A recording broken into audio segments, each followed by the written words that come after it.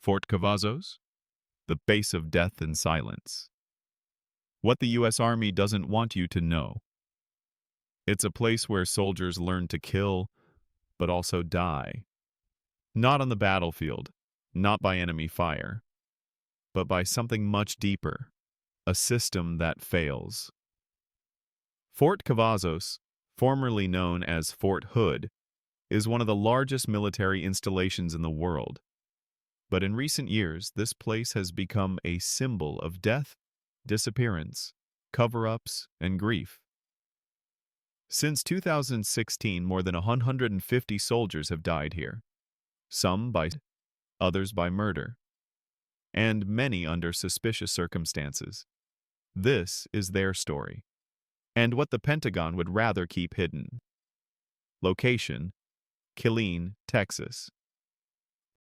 Good evening and thanks for joining us tonight at 6. I'm Madison Myers reporting live here in Killeen, where this weekend we received a tip from a viewer looking into a death that led us to this here apartment off of Bacon Ranch Road, where police have confirmed the death of a 20-year-old woman nearly 2 weeks ago. Killeen Police and the Army Criminal Investigation Division on Fort Cavazos are currently investigating the death of 20-year-old Lucila Nieva. I first found out about her death from a viewer on Sunday. The Post confirmed it was working with KPD to solve the case. Earlier on Tuesday, Killeen Police confirming officers found an unconscious 20-year-old woman on March 21st in an apartment in the 2500 block of Bacon Ranch Road. She was later pronounced dead by local justice of the peace. I stopped by Copper Mountain Apartments, the assistant manager confirming with me the incident took place at the complex. Obviously, it's really scary. I didn't know that until more recently. It definitely makes me feel a little less safe. I spent time speaking with several of our neighbors both on and off camera, many of them telling me they had no clue about the incident. I definitely think that people should have been made aware of that. Yeah, because I had no idea that happened nearby. We received a statement from Fort Cavazos.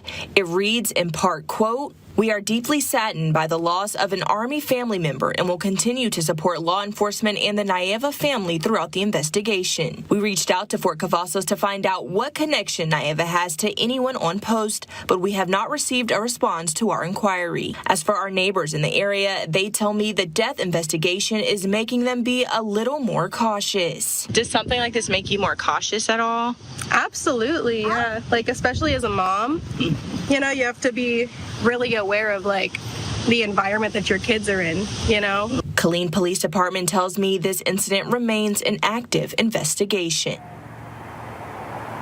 Again, Fort Cavazos and KPD have not yet confirmed exactly what relationship Lucia has to anyone on the post, but once we have those details, we'll be sure to update you both on air, online. Again, this is an active investigation. Reporting live in Killeen, I'm Madison Myers. Area, approx. 880 Kalamazoo number of soldiers, plus 40,000 active personnel. Purpose: training and deployment of combat units, such as the 1st Cavalry Division, 3 Corps. What began as a training base during World War II grew into one of the nerve centers of the U.S. Army. But due to its size and closed culture, it also became a place where abuses were hard to expose. And the warnings had been there for a long time. On November 5, 2009, one of the deadliest shootings on a military base occurred here. The shooter, Major Nidal Malik Hassan, an Army psychiatrist. With a semi-automatic weapon, he opened fire on colleagues at a processing center for deployed troops. 14 dead. 32 wounded. During his arrest, Hassan was shot and paralyzed. His motive? Fear and frustration over his upcoming deployment to Afghanistan. In 2013, he was sentenced to death. But that wasn't the only mass shooting to strike this base. On April 2, 2014, it happened again. Sergeant Ivan Lopez shot and killed 3 people and wounded 16 others before taking his own life. once again at Fort Hood. Once again, a soldier unable to cope with mental health issues. Sergeant First Class Danny Ferguson is being remembered as a hero, sacrificing his life to protect a room full of others, using his own body as a barricade in front of a door to keep the gunman out. His fiancée, Kristen Haley, was nearby when the gunfire erupted. He held that door shut because there's no locks. If he was not being the one against that door holding it, that shooter would have been able to get through and shoot everyone else. A talented athlete, friends say he was destined for greatness. Ferguson had just returned from a tour in Afghanistan. His fiancée says he died doing what he loved, serving his country. He did have a pleasure of serving. Like, this was his life, and he was so proud to be a part of such a great service. A counselor and father of two, Sergeant Timothy Owens just signed up for another 6 years in the Army. Recently remarried, the 37-year-old dedicated his life to helping fellow soldiers. His mother tried calling her son when she heard about the shooting. He didn't answer the phone, so I left a message on his phone. Son, call me so I know if you're okay or not. Well, never got no call from him. I thought, oh God, please don't let it be. And Sergeant Carlos Lazani Rodriguez enlisted as soon as he could, at age 18. Described as a caring leader, the native Puerto Rican had a 20-year career in the Army. He planned to retire at the end of this year. Among the 16 wounded, Sergeant Jonathan Westbrook, a former bank teller and dedicated father of 3 from Mississippi who joined the Army 3 years ago. Westbrook worked in the office where the shooting began. He was hit by 3 bullets in his chest and one of his arms. And New York State native Major Patrick Miller is in stable condition after 2 surgeries. The 2-time combat veteran also has master's degrees in business and public administration from Syracuse University. Friends call him the glue that keeps them together. Obviously, this is a wound on his belt, but he'll move on. Move on, but never forget. Specialist Vanessa Guillén went missing in April 2020. Her family begged for answers. The Army delayed. Denied. 2 months later, her body was found dismembered and buried near a river. She had told her family she was being sexually harassed on base. Her killer? A fellow soldier? Specialist Aaron Robinson, who killed himself when police closed in. Her death sparked national outrage and the hashtag I am Vanessa Guillén movement. She wasn't the only one. Pavdet Gregory Weddle Morales vanished and was labeled AWOL until his body surfaced months later.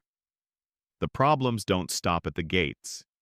The city of Killeen, just outside Fort Cavazos, has seen record violence. In 2020 alone, 21 been.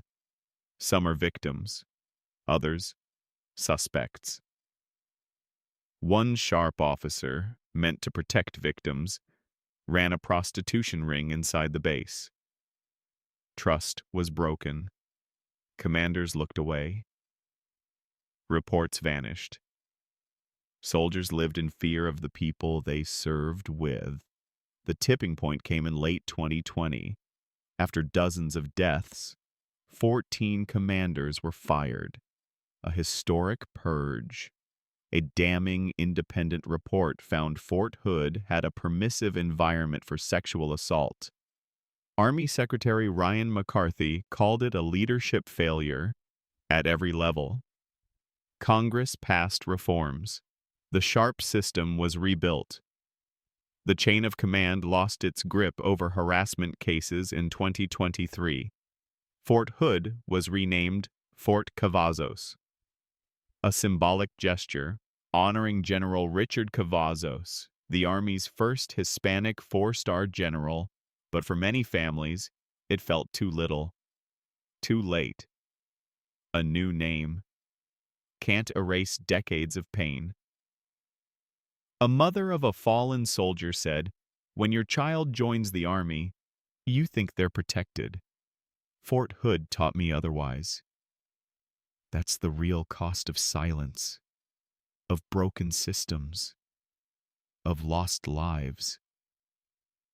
The Army promises change, but promises won't bring back Vanessa, or Brad, or Elder. Only truth, accountability, and remembering their names can stop this base from claiming more. Let their names not fade into silence. Let those who were victims never be forgotten.